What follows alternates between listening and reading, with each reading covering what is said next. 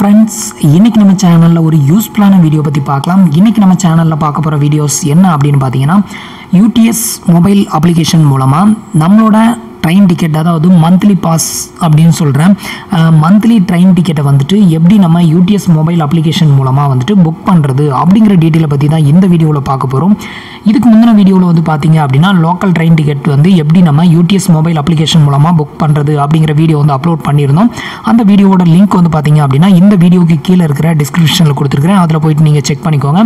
இந்த வீடியோல வந்து मंथली பாஸ் வந்து எப்படி நம்ம UTS மொபைல் அப்ளிகேஷன் மூலமா வந்து புக் பண்றது அப்படிங்கற டீடைல் தான் பார்க்க போறோம். நீங்க இது மாதிரியான யூஸ்ஃபுல்லான வீடியோவை கண்டினியூஸா பார்க்கணும் அப்படி நினைச்சீங்கன்னா மறக்காம நம்ம சேனலுக்கு சப்ஸ்கிரைப் பண்ணிக்கோங்க. இப்போ வந்து பாத்தீங்க அப்படினா உங்களோட UTS மொபைல் அப்ளிகேஷனை வந்துட்டு ஓபன் பண்ணிக்கோங்க. ஓபன் பண்ணிட்டு நீங்க வந்துட்டு இந்த मंथली பாஸ் வந்து புக் பண்றதுக்கு முன்னாடி வந்து பாத்தீங்க அப்படினா உங்களோட அக்கவுண்ட்ல வந்து உங்களோட வாலெட்ல பேலன்ஸ் வெச்சுக்கோங்க. அப்படி இல்லனா நீங்க வந்துட்டு உங்களோட ATM கார்டு கிரெடிட் கார்டு இது மூலமாவும் நீங்க வந்துட்டு இந்த டிக்கெட் வந்து பே பண்ணிக்க முடியும்.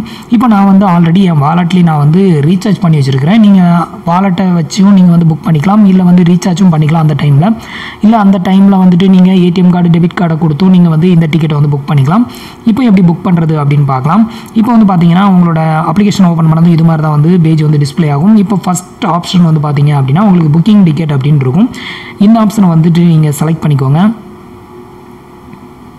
இந்த ஆப்ஷனை செலக்ட் பண்ணதும் உங்களுக்கு இது மாதிரி தான் வந்து பேஜ் வந்து டிஸ்ப்ளே ஆகும்.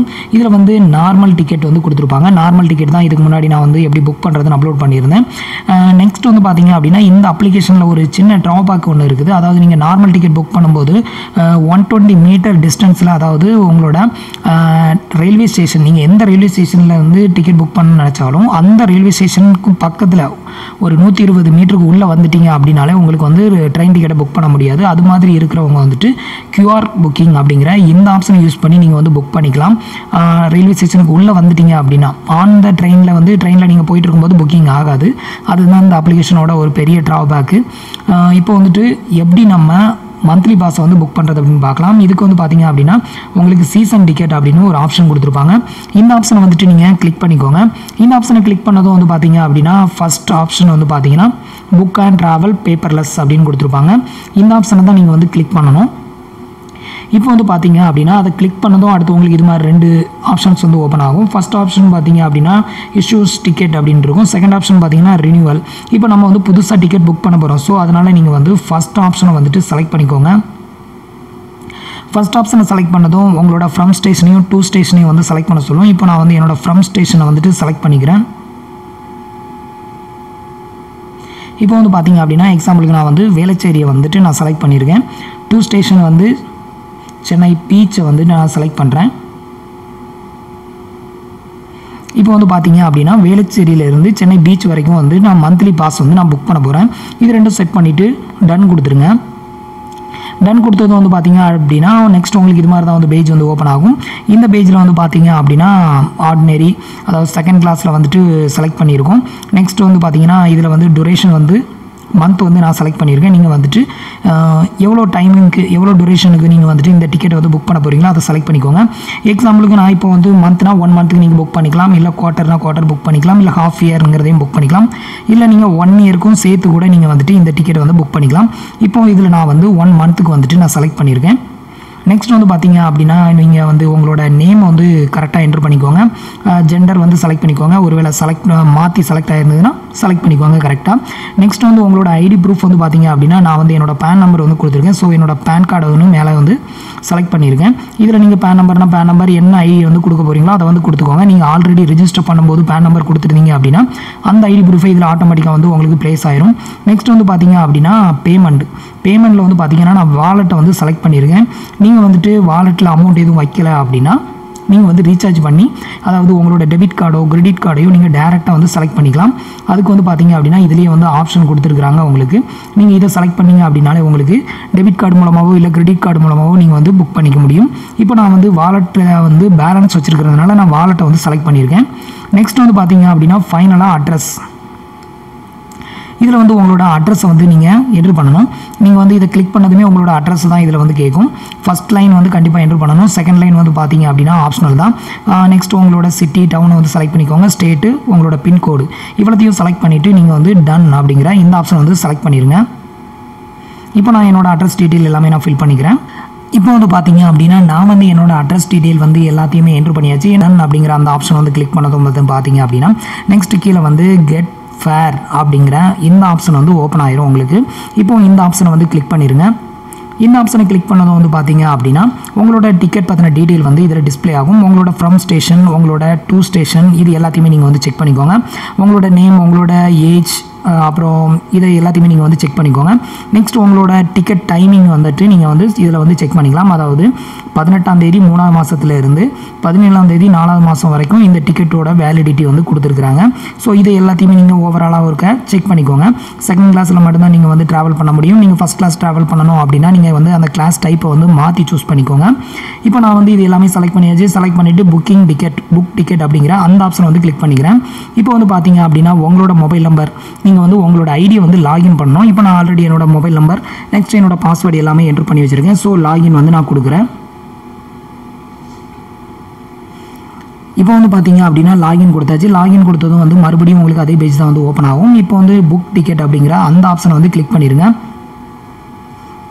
இப்போ வந்து பார்த்தீங்க அப்படின்னா உங்களுக்கு இது மாதிரி இதை வந்து ஒரு டீட்டெயில் வந்து டிஸ்பிளே ஆகும். அதாவது ஒரு டேர்ம்ஸ் அண்ட் கண்டிஷன் அப்படிங்கிற மாதிரி இதில் வந்து உங்களோட அட்ரஸ் மற்ற டீட்டெயில் எல்லாமே வந்து டிஸ்பிளே ஆகுது.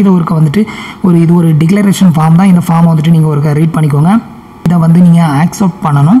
ஸோ இதில் வந்து பார்த்தீங்க அப்படின்னா உங்களுக்கு ஆக்செப்ட் அப்படிங்கிற ஆப்ஷன் இருக்கும். இப்போ இதை வந்து நீங்கள் கிளிக் பண்ணி ஆக்செப்ட் கொடுத்துருங்க. இப்போ வந்து பார்த்தீங்க அப்படின்னா டிக்கெட் புக் சக்ஸஸ்ஃபுல் அப்படின்னு வந்துருச்சு. இப்போ இந்த டிக்கெட்டை வந்துட்டு நம்ம பிரிண்ட் எடுக்கணும் அப்படிங்கிற அவசியமே கிடையாது. இவ்வளோ தான் வந்து பார்த்தீங்க அப்படின்னா நம்ம வந்து டிக்கெட் புக்கிங் பண்ணுறது. டிக்கெட் வந்து இப்போ புக்கிங் பண்ணியாச்சு. இப்போ வந்து பார்த்தீங்க அப்படின்னா நம்ம வந்து டிக்கெட் வந்து புக் பண்ணியாச்சு. இப்போ இந்த டிக்கெட்டை வந்து எப்படி நம்ம ஷோ பண்ணுறது அப்படின்னு பார்த்தீங்கன்னா இப்போ எக்ஸாம்பிளுக்கு வந்து செக்கிங் வராங்க அப்படின்னா நீங்கள் வந்துட்டு இந்த டிக்கெட்டை வந்து நீங்கள் அவங்ககிட்ட காட்டணும். அதுக்கு வந்து பார்த்தீங்க அப்படின்னா இதில் ஷோ புக் டிக்கெட் அப்படிங்கிற இந்த ஆப்ஷன் வந்து இருக்கும். இந்த ஆப்ஷன் வந்து நீங்கள் கிளிக் பண்ணிக்கோங்க. கிளிக் பண்ணிவிட்டு நீங்கள் வந்து காட்டினீங்க அப்படின்னாலே போதும். இதில் வந்து உங்களுக்கு இந்த சீசன் டிக்கெட் வந்து டிஸ்பிளே ஆகும். இப்போ பாருங்கள், இதில் வந்து சீசன் டிக்கெட் வந்து டிஸ்பிளே ஆகுது. சீசன் டிக்கெட் அப்படின்னு போட்டிருப்பாங்க. அதோட வேலிடிட்டி டேட் எல்லாமே வந்து பார்த்தீங்க அப்படின்னா உங்களுக்கு இதில் டிஸ்பிளே பண்ணியிருப்பாங்க. நீங்கள் வந்துட்டு அடிஷ்னலாக வேறு எதுவும் டிக்கெட் வந்து புக் பண்ணியிருக்கீங்க அப்படின்னா அது வந்து அதுக்கு கீழே வந்து உங்களுக்கு வந்து டிஸ்பிளே ஆகும். இதனால் வந்து உங்களுக்கு எந்த ஒரு கன்ஃபியூஷனே தேவையே கிடையாது. நீங்கள் வந்துட்டு ஈஸியாக உங்களுக்கு வந்துட்டு இந்த டிக்கெட் வந்து காட்டிக்கவும் முடியும். நெக்ஸ்ட் வந்து நீங்கள் வந்து பார்த்தீங்க அப்படின்னா ஒவ்வொரு டைமும் அந்த டிக்கெட்டை வந்து கையிலே தூக்கிட்டு போகணும் அப்படிங்கிற அவசியமே கிடையாது. உங்களுக்கு வந்து எப்போவுமே வந்து பார்த்தீங்க அப்படின்னா மொபைல் வந்து கையில் தான் இருக்கும். ஸோ இந்த மொபைல் இருந்தாலே போதும். நீங்கள் வந்துட்டு டிக்கெட் செக்கிங் வரும்போது நீங்கள் வந்துட்டு இந்த டிக்கெட்டை வந்து ஓப்பன் பண்ணி காமிச்சிங்க அப்படின்னாலே போதும். உங்களுக்கு வந்துட்டு நீங்கள் வந்து டிக்கெட் வந்து புக் பண்ணதாக வந்து அவங்க வந்து கன்சல்ட் பண்ணிக்குவாங்க. இதில் வந்து எந்த ஒரு ப்ராப்ளமுமே கிடையாது. கரெக்டாக 1 month வரைக்கும் இந்த டிக்கெட் வந்து உங்களுக்கு டிஸ்பிளே ஆகும். ஈஸியாகவே நீங்கள் வந்துட்டு இந்த டிக்கெட்டை வந்து நீங்கள் அவங்ககிட்ட வந்து டிஸ்பிளே பண்ணிக்கலாம். இப்போ இந்த டிக்கெட்டை வந்துட்டு நீங்கள் கிளிக் பண்ணதும் வந்து பார்த்தீங்க அப்படின்னா அதாவது இதில் ஒரு சைடில் ஒரு ஏரோ மார்க் கொடுத்துருக்குறாங்க பாருங்க. இந்த ஏரோ மார்க்கை வந்து கிளிக் பண்ணிடுங்க. ஏரோ மார்க்கை கிளிக் பண்ணதும் உங்களோட டிக்கெட் வந்து ஃபுல் டீட்டெயிலாக வந்து டிஸ்பிளே ஆகும்.